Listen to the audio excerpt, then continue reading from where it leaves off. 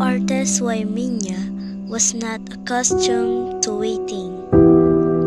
A former Miss Venezuela and Miss Universe runner-up, of course, the exceedingly brown strawberry blonde was these days the wife of Miami Auto Parts tycoon Herman Ortiz Guaymiña, and at every restaurant she chose to grace with her presence, she was always greeted with reverence and whisked to the exact table she desired.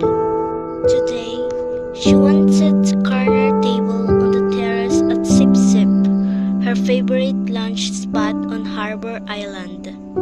She wanted to sit on one of the comfy orange canvas director chairs and stare out at the gently lapping turquoise waters while eating her Calis Caesar salad. But there was a large noisy group taking up the entire terrace, and they didn't seem in much hurry to leave.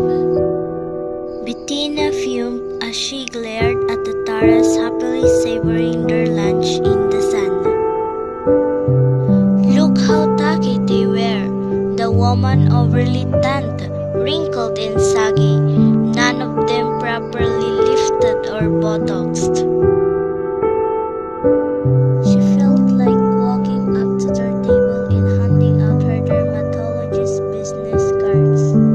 And the men were even worse, all dressed in all rumpled shirts and shorts, wearing those cheap straw hats sold at the trinket shop on Dunmore Street. Why did such people have to come here? The 3.5-mile-long paradise with its pristine pink sandwiches was one of the best-kept secrets in the Caribbean. A haven for the very rich filled with quaint little wood houses painted in shades of sherbet, charming boutiques, chic oceanfront mansions turned into inns, in five-star restaurants to rival St. Bart's. Tourists should have to take a style exam before being allowed to set foot on the island. Feeling that she had been patient long enough, Bettina stormed into the kitchen, the fringe on her crocketed boxy kaftan top shaking furiously as she made a beeline for the woman with a shock of pixie cut blonde hair manning the main stove. Julie, honey, what's the dealio? I've waited more than 15 minutes for my table, Bettina sighed to the owner of the restaurant. Sorry, Bettina, it's been one of those days. The party of 12 on the terrace showed up first just before you did, Julie replied as she handed off a bowl of spicy corn chili to a waiting server. But the terrace is your prime spot. Why on earth did you let the terrace taking up all that space? Well, that terrace in the red fishing cap is the doggy of Glencora. His party just bolted over from Windermere. That's his royal husband you see moored off the coast. Isn't it the most handsome sailboat you've ever seen? I'm not impressed by big boats, Bettina huffed.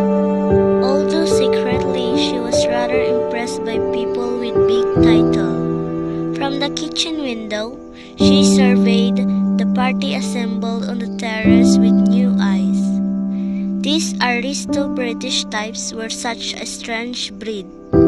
Sure, they had their Savile Row suits in their heirloom charas, but when they traveled, they looked so painfully frumpy. It was only then that Bettina noticed three tan, well-built men in fitted white t-shirts and black Kevlar pants sitting at the adjacent table. The guys weren't eating but sat watchfully, sipping glasses of seltzer water. I assume that's the Duke's security detail. They couldn't be more obvious. Don't they know that we're all billionaires here on Brilliant and this isn't how we roll? Bettina tattooed. A Actually, those bodyguards belong to the Duke's special guest. They did a whole sweep of the restaurant before the party arrived. They even searched my walk-in freezer. See that Chinese fellow seated at the end of the table?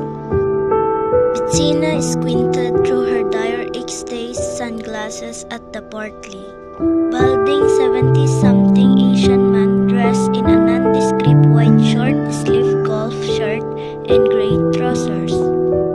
Oh, I didn't even notice him. Am I supposed to know who he is? That's Alfred Xiang, Julie said in a hushed tone. Bettina giggled. He looks like Dirk Chauffier. Doesn't he look like that guy that used to drive Jane Wayman around in Falcon Crest? Julie, who was trying to focus on searing a cut of tuna to perfection, shook her head a tight-lipped smile. From what I hear, that Chauffier is the most powerful man in Asia.